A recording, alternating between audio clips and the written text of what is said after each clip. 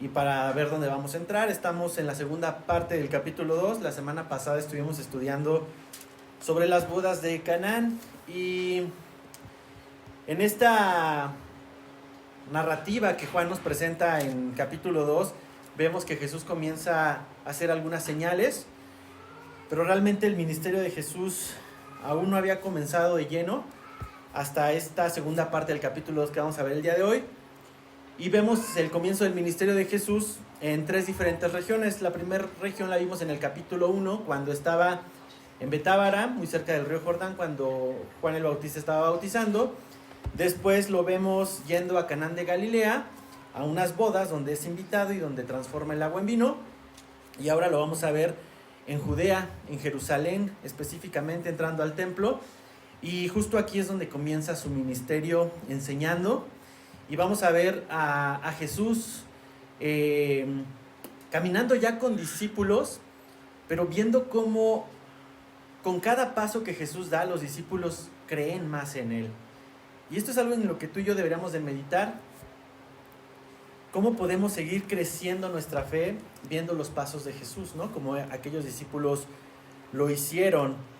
Mira, ¿tú te acuerdas que cuando Juan el Bautista declaraba, he aquí el Cordero de Dios que quita el pecado del mundo? Los primeros que escucharon fueron los discípulos de Juan, y ellos creyeron las palabras de Juan y le siguieron.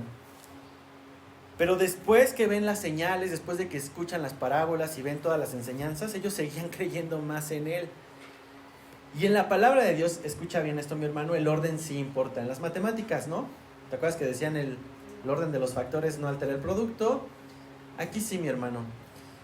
Primero necesitamos creer en la palabra de Dios antes de estar buscando las señales divinas. Lo veíamos hace 8 días, que a los que creen las señales les siguen, pero hoy mucha gente busca las señales para creer. Y ese es un grave error de la fe. ¿Por qué? Porque el que cree por circunstancias o por situaciones o por señales está muy vulnerable a tener una fe que se desmorona. Y lo que estamos viendo aquí es que los discípulos son los que creyeron. No dice que los sirvientes que sirvieron el agua en los cántaros de piedra creyeron, no. Ni habla de los hermanos de Jesús, ni habla de los familiares de Jesús, incluso no habla ni del esposo ni de la esposa. Habla que, versículo 11 del capítulo 2, dice, este principio de señales hizo Jesús en Caná de Galilea y manifestó su gloria. ¿Y quiénes creyeron en él? Sus discípulos. Esta es una característica bien importante para que tú puedas crecer en el Señor. Es importante que te discipules en la fe. Ahora, dice aquí que los discípulos creyeron en Él. ¿Te acuerdas que cuando Juan y cuando Andrés perseguían a Jesús ahí sigilosamente, Jesús ¿qué les preguntó? ¿Te acuerdas qué les preguntó? ¿Qué buscas? ¿Qué buscan? ¿No? ¿Y ellos qué respondieron? ¿Dónde moras? Esto es bien interesante. La característica de alguien que busca genuinamente a Jesús desea estar donde Él está. Por eso la pregunta que ellos hacen es, ¿dónde moras? Quiero estar contigo, quiero conocerte. No le dijeron, oye, pues ya nos dijeron que tú eres el Cordero de Dios, a ver, muéstranos algo para ver si sí o no. No, ellos quisieron ver dónde moraba. Entonces, un discípulo va a buscar estar donde su maestro está.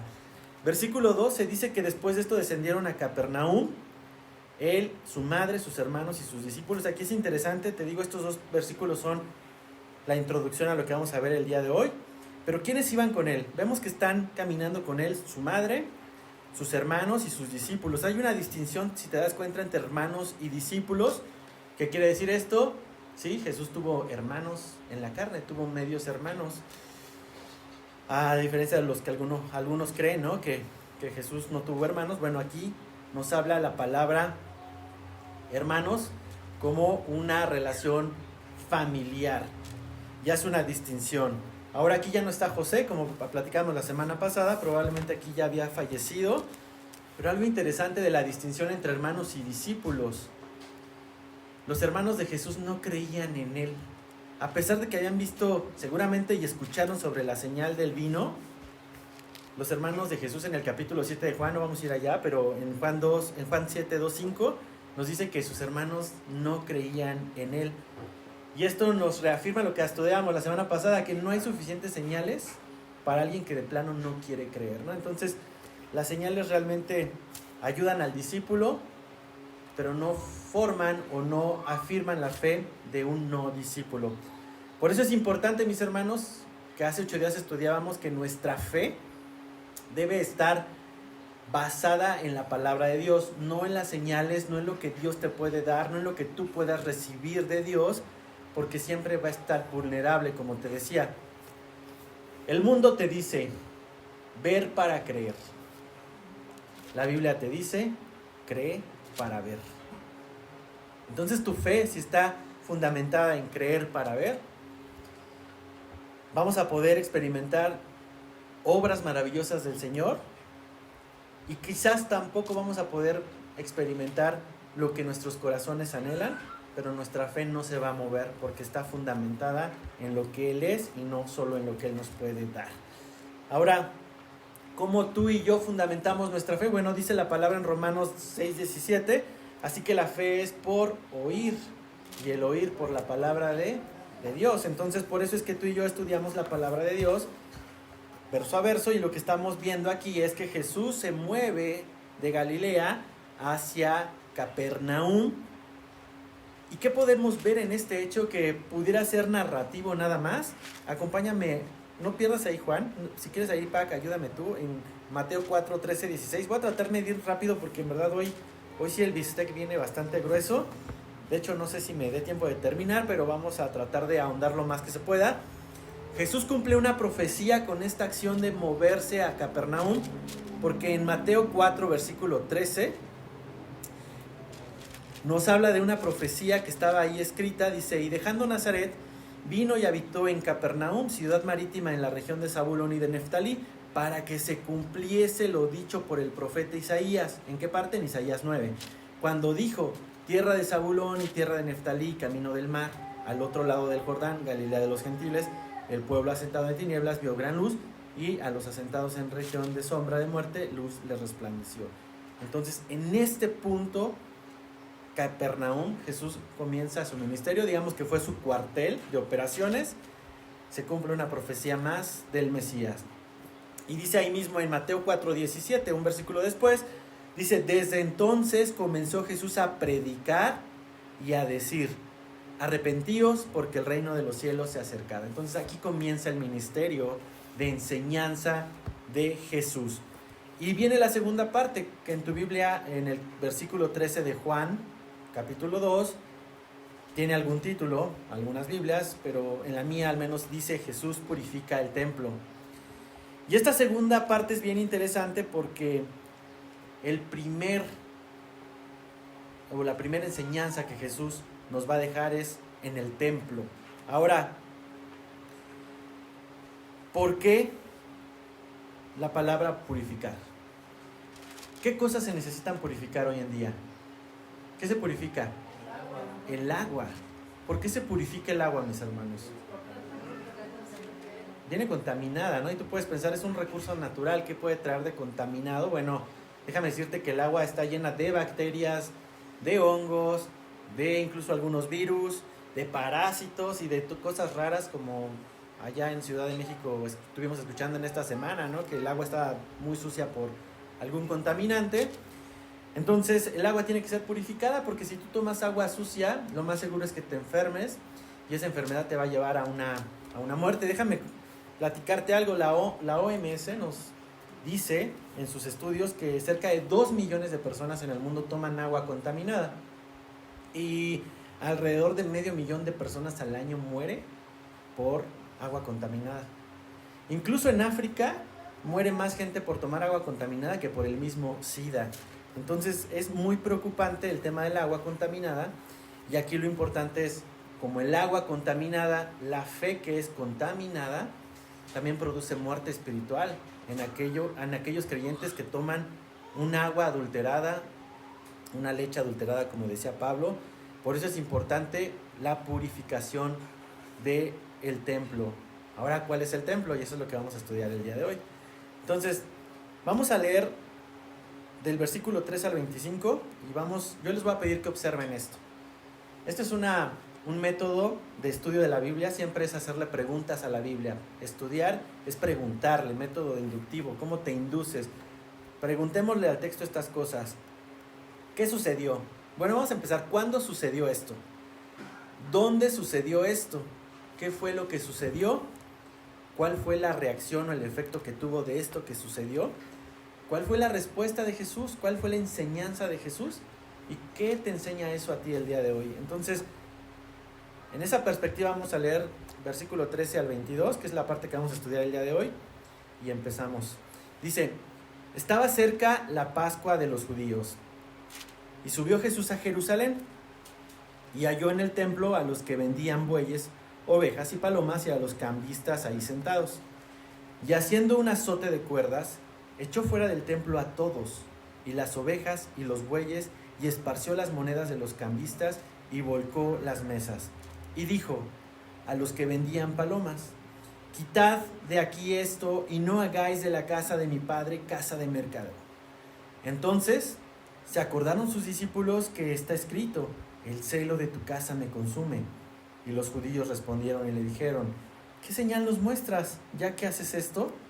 Respondió Jesús y les dijo, destruid este templo y en 3 días lo levantaré. Dijeron luego los judíos, en 46 años fue edificado este templo, y tú en 3 días lo levantarás. Mas él hablaba del templo de su cuerpo. Por tanto, cuando resucitó de entre los muertos, sus discípulos se acordaron que había dicho esto, y creyeron la escritura y la palabra que Jesús había dicho.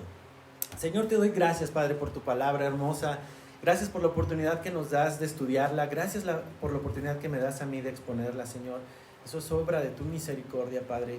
Ayúdame a poder ser un instrumento útil en tus manos, que mi lengua hable las palabras que tu Espíritu ha destinado el día de hoy para cada uno de mis hermanos aquí presentes, Señor. Y ayúdanos a poder reafirmar nuestra fe en ti, Señor Jesucristo, creyendo estas cosas. Te doy gracias en el nombre de Jesús. Amén. Versículo 13. ¿Cuándo sucedió esto? Vemos el relato de Jesús en el templo. No sé tú, yo me acuerdo de mi escuelita bíblica. Bueno, yo sí fui a la escuelita bíblica desde muy chiquito y tenía ahí unos libros muy curiosos, y también me acuerdo de las películas que pasaban en Semana Santa. Y cuando leo esta parte me acuerdo de un Jesús iracundo, lleno de ira, y con un montón de lazos, sacando a la gente, y un argüende, ¿no? Y cuando tú lees esto de corrido, pues te puede venir esa escena a la mente, pero lo importante de estudiar la Biblia y profundizar en el estudio es ver todo lo que sucede y por qué sucede. ¿Qué estaba pasando aquí? Bueno, estaba cerca la Pascua. Gracias al libro de Juan podemos entender que Jesús vivió 3 Pascuas en su ministerio. La primera de ellas es esta, cuando inicia su ministerio, y dice que estaba cerca la Pascua de los judíos y subió a Jerusalén. ¿Qué es la Pascua? No quiero desviarme, le decía a Diana ayer, con un texto creo que podría predicar todo el domingo, pero no es el objetivo de este evangelio hablarnos de la Pascua, porque tenemos todo un libro que nos enseña de esto, que es Éxodo, pero acompáñame solo a una porción de Éxodo 12, versículo 3 al 14, para que entendamos a los nuevos, todos los hermanos que están aquí, que son nuevos y que a lo mejor no han escuchado qué es la Pascua. No es el conejo, no son los huevos, no son las vacaciones. La Pascua en la Biblia tiene un trasfondo muy importante, y lo vamos a ver en estos versículos de Éxodo 12, versículo 3 al 14. Muy rápidamente lo voy a leer y vamos a ver algunas características de esta celebridad. Éxodo 12 dice, hablad a toda la congregación, es Dios hablándole a Moisés, le dice, hablar a toda la congregación de Israel diciendo, en el 10 de este mes tómese cada uno, primera característica, un cordero, según las familias de los padres, un cordero por familia. Entonces, observa ahí el animal que pide la Pascua. Luego dice, versículo 4, mas si la familia fuere tan pequeña que no baste para comer el cordero, entonces él y su vecino inmediato a su casa tomarán uno según el número de personas, conforme al comer de cada hombre, haréis la cuenta sobre el cordero. El animal, ¿cómo será? Sin defecto, macho de 1 año, lo tomaréis de las ovejas o de las cabras. Entonces, hay características, no puede ser cualquier cordero, ¿ya viste? Versículo 6, y lo guardaréis hasta el día 14 de este mes, y lo inmolará toda la congregación del pueblo de Israel entre las 2 tardes. Y tomarán la sangre, primer elemento, la sangre, y la pondrán en los 2 postes y en el dintel de las casas en que lo han de comer. Entonces, la señal es la sangre. Y aquella noche comerán la carne asada al fuego, y panes sin levadura con hierbas amargas lo comerán. Entonces, la carne se la van a comer. Ninguna cosa comeréis de él cruda ni cocida en agua, sino asada al fuego, su cabeza con sus pies y sus entrañas. Ninguna cosa dejaréis de él hasta la mañana, y lo que quedare hasta la mañana lo quemaréis en el fuego. Entonces, otra instrucción, lo que no te alcances a comer, se tiene que consumir en el fuego. Y lo comeréis así. ¿Cómo debes de estar? Dice, ceñidos vuestros lomos, vuestro calzado en vuestros pies, y vuestro bordón en vuestra mano, lo comeréis apresuradamente. ¿Qué describe aquí en este versículo 11? Una preparación en la vestimenta. Básicamente es vestirse como si estuvieran listos para irse pronto. ¿Por qué? Porque aquí habla de tener los pies con calzado. Y lo comeréis apresuradamente. Es la Pascua de Jehová. Versículo 12. Pues yo pasaré aquella noche por la tierra de Egipto, y heriré a todo primogénito en la tierra de Egipto, así de los hombres como de las bestias, y ejecutaré mis juicios en todos los dioses de Egipto, yo Jehová. Entonces, la Pascua era una celebración de los judíos para poder recordar esto, cuando el Señor los liberó de Egipto, de la esclavitud de Egipto, y era importante que esto se recordara por generaciones. Ahora, esto, te repito, hay un montón de enseñanza sobre la Pascua. Algún día el Señor nos dejará ir a Éxodo y estudiarlo. Pero aquí el punto es, ¿qué pasó 1500 años después de este momento que acabamos de leer en Éxodo? Cuando Jesús camina hacia el templo, cerca de la Pascua, y encuentra algo. Versículo 14, halló en el templo a los que vendían, ¿qué vendían? ¿Qué animales? No vendían corderos, ¿no? Y la Pascua nos había dado una instrucción sobre corderos. Y había unas características especiales, pero aquí ya estaban vendiendo bueyes, ovejas y palomas. Y no solo eso, había también otras personas, a los cambistas que estaban allí sentados. Del templo podríamos hablar muchas cosas. David quiso construir un templo al Señor. Esto lo podemos ver en Crónicas. No voy a ir ahí por tiempo. En 1 Crónicas 17, David tenía un anhelo de construirle un templo a Dios, porque decía, como yo viviendo en un palacio, el arca y la presencia de Dios habita en tiendas. Y el Señor le responde, tú no me lo vas a hacer. Pero en el versículo 7 y 10, que está ahí también en Crónicas, el Señor le da una promesa y le da una razón de por qué acepta que David o la familia de David construyó un templo. Básicamente le dice que él le construirá a él un templo y le dará un rey que no tendrá fin, ¿no? Que será eterno. Ahora, ¿se refería a Salomón esa promesa? No, porque Salomón murió y no es eterno. El templo se refería a Jesús. El templo que construyó Salomón fue un templo que destruyó Nabucodonosor pocos años después, y no quedó nada. Y después de la destrucción del templo, viene una reconstrucción ahí por parte de Esdras, en el libro de Esdras, Nehemías. Viene una reconstrucción del templo, pero lo hicieron ya un poquito hechizo y no duró tanto. Entonces el templo se empezó a desgajar, hasta que después de muchos años Herodes decide reconstruir nuevamente el templo con toda su majestad, y es el templo que estamos viendo aquí, el templo donde Jesús está caminando. Ahora, no sé si puedes poner, bueno, ahorita lo ponemos, hay una parte de imágenes, traje una imagen para que vean el templo y vean las dimensiones, porque es importante que tú puedas dimensionar dónde estaba Jesús parado y por qué las respuestas de los judíos son un poco curiosas. Ahorita lo vamos a ver. Entonces dice que halló en el templo a los que vendían de todo, y también había ahí cambistas sentados. Ahora, mucha gente peregrinaba al templo. Para este tiempo Se estimaba que alrededor de 2 millones de judíos y judíos gentiles, es decir, personas que no eran judías de nacimiento, pero que practicaban el judaísmo, subían a Jerusalén para poder celebrar esta fiesta, que es la Pascua, y esto involucraba viajes muy largos. Imagínate a alguien que viaja desde la región de Turquía hasta Jerusalén con un cordero. ¿Cómo crees que va a llegar el animal al destino?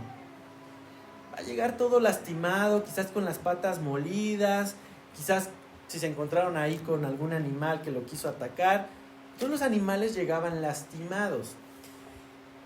¿Qué hicieron los judíos que veían estas condiciones de aquellos que llegaban con animales dañados y que no eran aptos para el sacrificio? Bueno, pues se les ocurrió la brillante idea de vender animales en el templo para que cumpliera los requisitos que marcaba el Éxodo, ¿no? El que marcaba la Pascua, la ley de Moisés.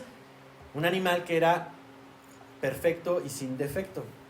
Entonces, ahí tienes tú a los fariseos siendo el control de calidad. Hay como los agentes aduanales diciendo, este pasa, este no pasa, este cheque, este no, este deséchalo. Y se les ocurrió la brillante idea de vender, ¿no? Entonces, pues acá nuestros amigos ya tenían un negocio redondo. Ya comercializaban los animales del sacrificio. Y fíjate aquí que halló Jesús también a unos cambistas. ¿Por qué? Porque a pesar de que no estaba estipulado que se compraran estos animales, pues la gente que venía de otros lados venía con monedas de esos lugares. Y muchas de esas monedas traían deidades. Entonces para ellos era un gran pecado o una gran ofensa comprar los animales de la Pascua con monedas paganas. Entonces había la casa de cambio, ¿no? Entonces ya pusieron otro negocio, los cambistas, y entonces cambiaban dólares por pesos, prácticamente. Entonces era un negocio redondo lo que sucedía ahí. Y qué de importante es esto, porque un negocio muy redituable condicionaba la adoración de los judíos que bajaban y habían pervertido la tradición o la conmemoración y la habían contaminado. Por eso Jesús necesitaba purificar la adoración. ¿Te suena esto? Porque esto no está tan alejado de nuestra realidad hoy en día. Las indulgencias, simplemente, ¿no? La gente trata de lavar sus pecados comprando un perdón. Pero no solamente en la tradicional, también lamentablemente en la religión evangélica se ha prestado mucho este tipo de corrientes de sacar provecho de la fe, ¿no? Y el siembra para cosechar, ¿no? Entre más siembres, más cosecharás. Y esa es una fe contaminada. Esa es una fe que es sucia y que mata el espíritu y el alma de las personas. Entonces, ¿qué sucedió aquí? Versículo 15. Jesús, haciendo un azote de cuerdas, echó fuera del templo a todos y a las ovejas y los bueyes, y esparció las monedas de los cambistas y volcó las mesas. Fíjate, bien curioso, porque dice que haciendo un azote. Quiere decir eso que se tomó el tiempo de ir a buscar lazos, se tomó el tiempo de hacer un azote, y no es como esas imágenes de que entró en cólera o en histeria colectiva y que empezó inmediatamente a golpear las mesas y a tirar todo. No, se tomó el tiempo y su enojo no fue un enojo explosivo. Y ahora aquí el azote de cuerdas era para latiguear a los mercaderes, para darles sus latigazos. No, realmente, ¿cómo mueves a los animales de un lugar a otro? ¿Cómo van los que cuidan los animales? ¿Qué llevan, Olguita, tú? Pues Una vara, un lazo para estarle dando ahí sus latigazos para que se mueva, ¿no? Entonces, Jesús no sacó a las personas nada más, dice que sacó también a los bueyes y a las ovejas. Pero las palomas no. ¿Por qué? Porque las palomas no necesitan los latigazos, ¿no? Seguramente estaban en algunas jaulitas o algo. Se quedaron los de las palomas, vamos a ver aquí. Dice que los echó fuera a todos. Y esparció las monedas de los cambistas y volcó las mesas. Versículo 16. Y dijo a los que vendían palomas: quitad de aquí esto y no hagáis de la casa de mi padre casa de mercado. Les dijo: llévate esto de aquí.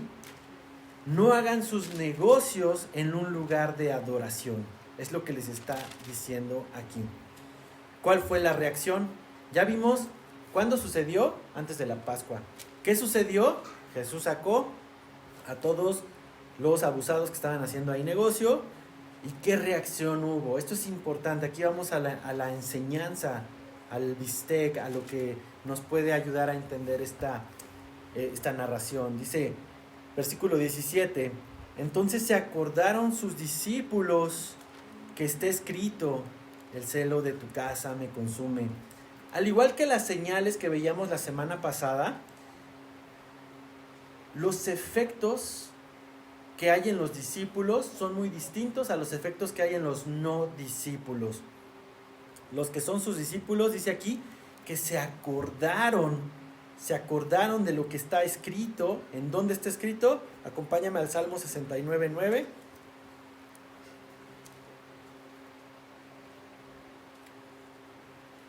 Recordarás que los judíos memorizaban la escritura, entonces para ellos era muy fácil acordarse cuando alguien hacía mención de alguno de estos salmos. Y el Salmo 69:9, ¿qué dice José? Si me ayudas a leerlo. Sí, el celo por tu casa me consume, sobre mí han recaído los insultos de tus detractores. Entonces la palabra de Dios retumbó en los corazones y en los oídos de los discípulos. ¿Y qué podemos ver aquí? Creo que aquí podemos sacar un principio bíblico para ti y para mí que podemos aplicar. Quienes son discípulos de Jesús, repito, van a reafirmar su fe con la palabra de Dios en situaciones controversiales de la vida. Lo voy a volver a repetir. Los discípulos de Jesús vamos a reafirmar nuestra fe cuando recordemos la palabra de Dios en diferentes situaciones de nuestra vida. Por eso es importante que tú y yo perseveremos, no solamente en estudiar la palabra aquí los domingos, sino todos los días de la semana, a través de un estudio personal o a través de un devocional, que tú estés en la palabra de Dios, porque es la que te va a ayudar a recordar, así como estos discípulos, recordar las palabras que Jesús dijo y poder reafirmar tu fe. Esto fue lo que sucedió con los discípulos, pero ¿qué sucedió con los no discípulos? Versículo 18. Y los judíos respondieron y le dijeron, ¿qué señal nos muestras ya que haces esto? Básicamente le están pidiendo, ¿tú quién eres? Dime tus credenciales o dame una señal de quién eres para que tú puedas hacer esto. Y mira, tanto los no discípulos como los practicantes religiosos, como eran estos judíos, siempre van a buscar evidencias. Es una característica de alguien que no es discípulo. Busca la evidencia, compruébamelo, hasta no ver, no creer. Pues vamos a ver si Dios es verdadero, para decidir si creen o no en Jesús. Entonces aquí los judíos estaban pidiendo señales para obedecer los mandamientos de Jesús.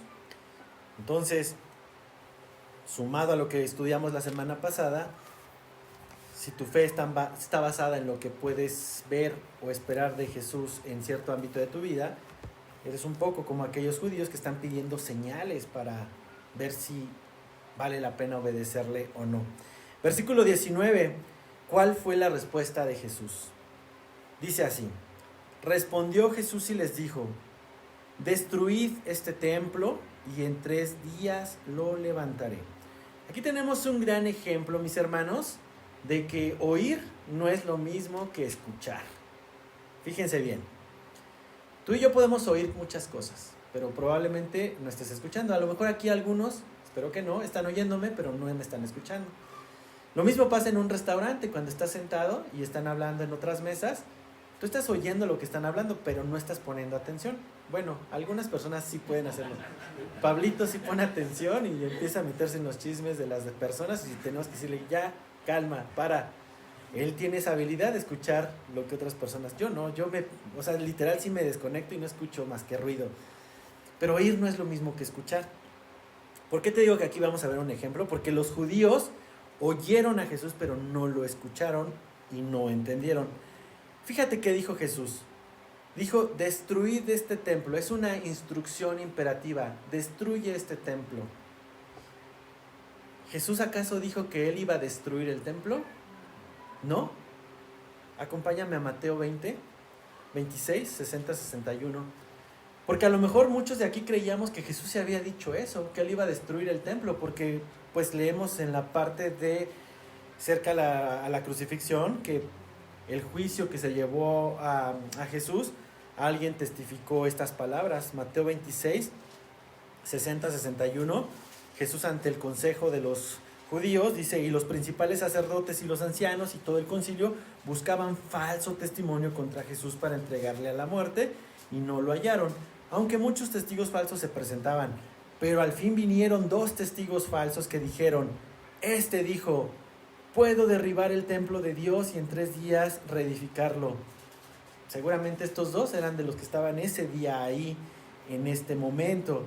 Pero Jesús nunca dijo que él iba a derribar el templo. Él les dijo: destruyan el templo y yo en 3 días, ¿qué?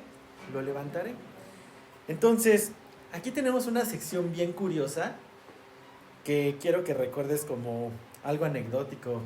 Hace tiempo vi un video ahí en YouTube, ya no lo encontré esta vez, pero decía frases que Jesús nunca dijo y que los cristianos se la creen. Hay frases, mis hermanos, que los cristianos creen que Jesús dijo o creen que está en la Biblia, que realmente no existen en la palabra de Dios.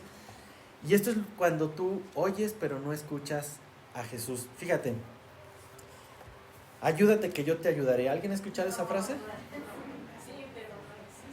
Sí, está en la carta, está en el libro de los Proverbios 3:16. No existe, mis hermanos, no existe esa frase en la Biblia. Es una parábola de soberbios, pero no existe. Ahora la otra: no cae una hoja del árbol sin que Dios lo permita. Esa está en Primera del Quijote de la Mancha, capítulo 4. Tampoco está en la Biblia. Hay un contexto, sí, de que Dios es soberano y que todo lo que sucede en esta tierra es por su voluntad, pero es una frase que no está en la Biblia.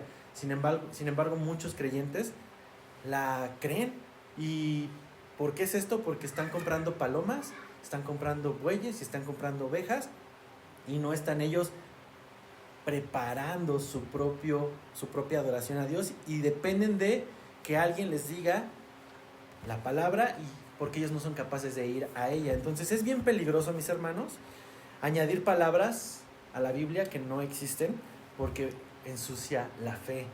Igual volvemos, ensucia el agua que toma el creyente. Y dice aquí que eran falsos testigos, falso testimonio. Lo veíamos hace ratito ahí en Mateo 26. ¿Y por qué te digo que esto es bien peligroso, de añadir palabras que se escuchan bonitas, pero que Jesús nunca dijo, como esta que acabamos de leer?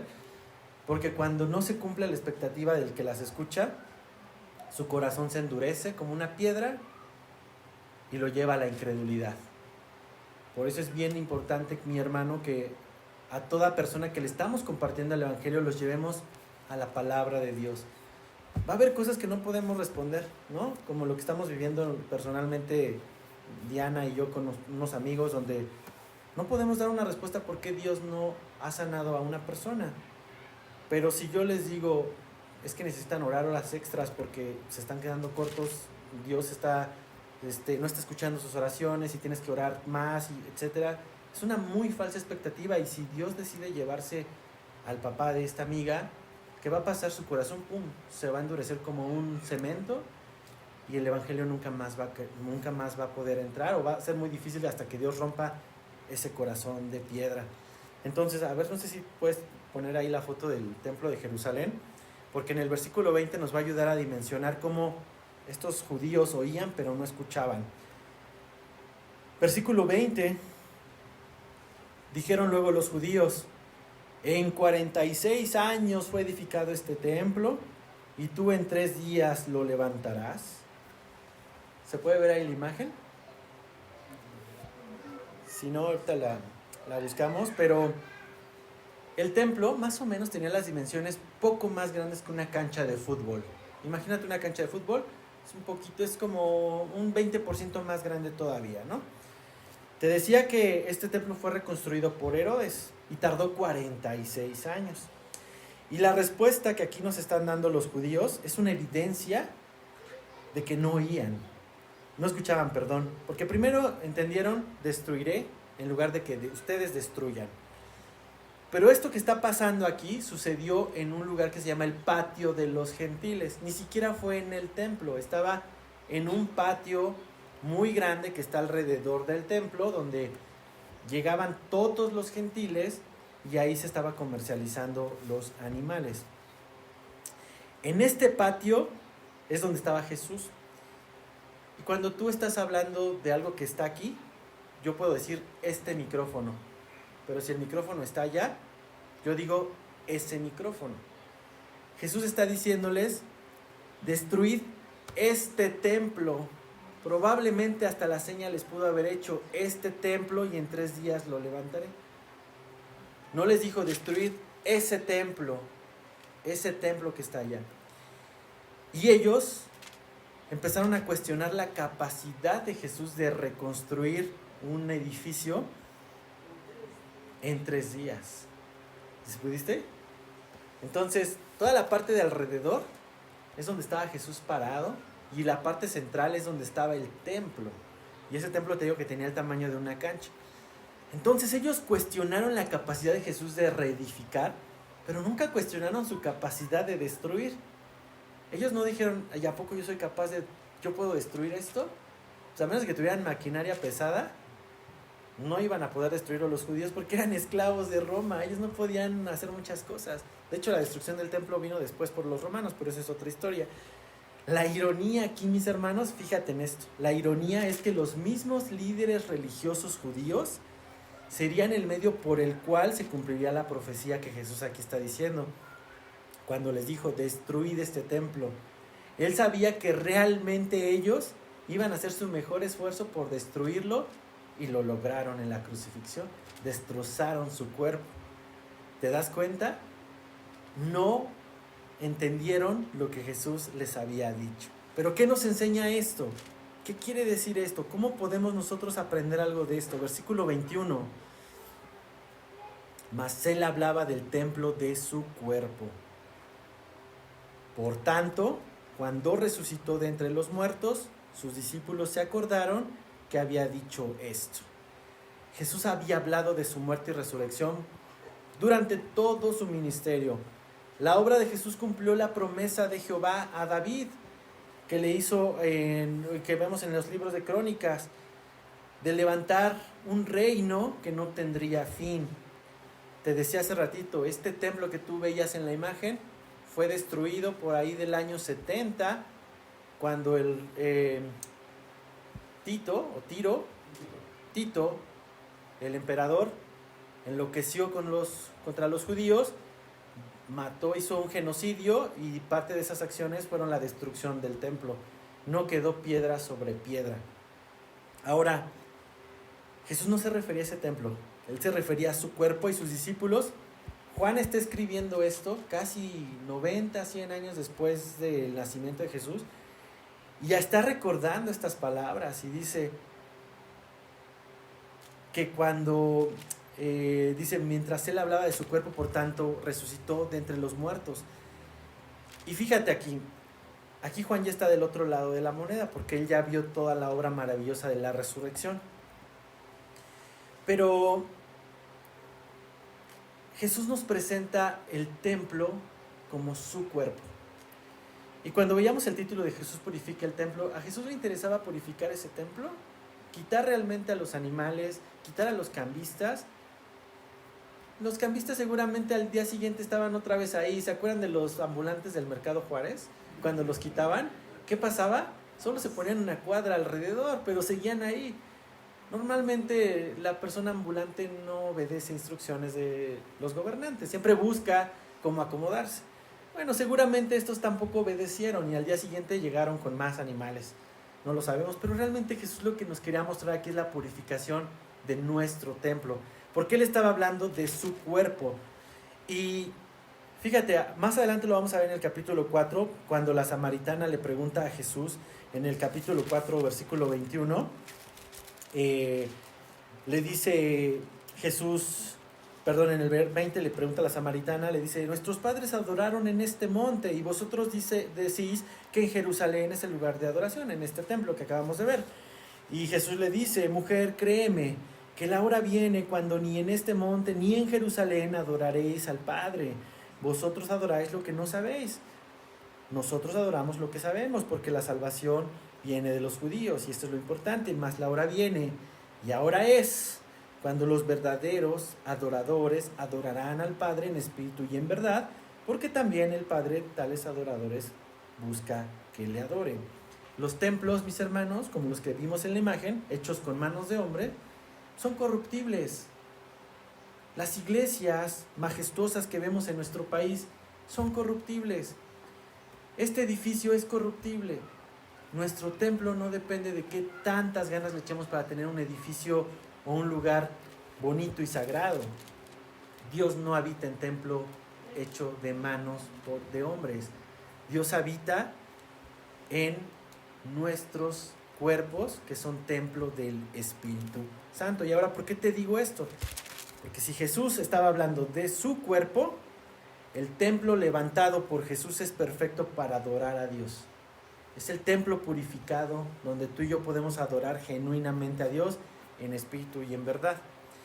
¿Y dónde está ese templo? Bueno, como te decía, el cuerpo de Cristo fue al que se refiere aquí, pero acompáñame a 1 Corintios 12:27, que es un texto que estudiamos hace algunos meses y que tú y yo conocemos muy bien. Pablo hablándole a los corintios y enseñándoles sobre el cuerpo, y les dice, vosotros pues sois ¿qué?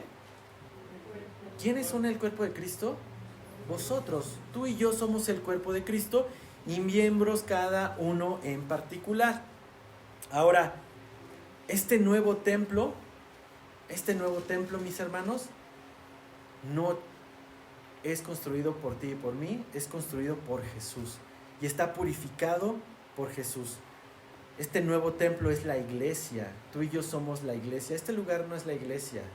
Hace 6-7 meses estábamos a 2 casas allá y ahora es una casa, no sé a qué se dediquen ahora, pero allá no era la iglesia. La iglesia somos tú y yo, todas las personas que estamos aquí reunidos, entregando nuestros corazones al Señor. Estas 4 paredes, antes era un restaurante de Olguita, y antes fue una iglesia también hace muchos años, ¿verdad? Y ha tenido diferentes actividades, pero esto no es el templo. El templo eres tú y soy yo. Eso es lo que nos dice Jesús. Ahora, este nuevo templo se identifica y se edifica de la siguiente forma. Acompáñame a Efesios 2, capítulo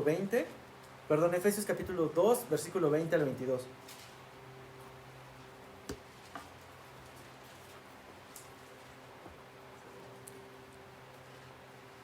Aquí es Pablo hablándole a los efesios sobre que ya no hay distinción entre judío y gentil, y a ambos les da esta instrucción y les dice, edificados sobre el fundamento de los apóstoles y profetas. ¿Cuál es ese fundamento? El Evangelio.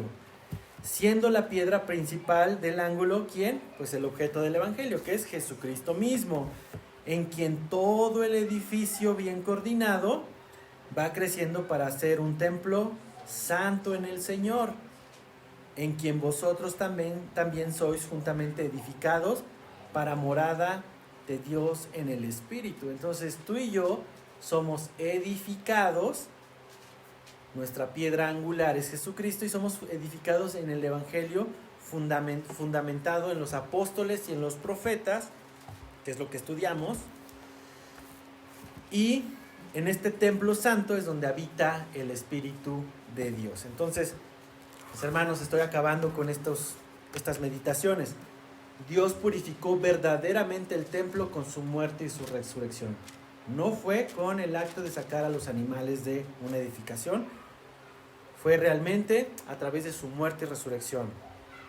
Sacar estos animales solo fue un acto para hacernos visible la necesidad de un nuevo templo, porque este templo hecho por manos es corrupto.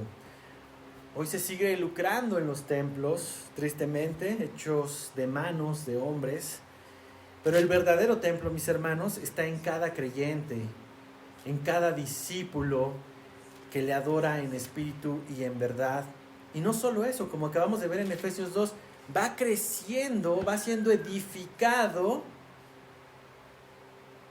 en la piedra angular que es Jesucristo. Una evidencia de que tu templo está siendo edificado es ese crecimiento en fe en el Hijo de Dios. ¿Y quiénes lo recordaron? Versículo 22. Por tanto, cuando resucitó de entre los muertos, sus discípulos se acordaron que había dicho esto y creyeron la escritura y la palabra que Jesús había dicho.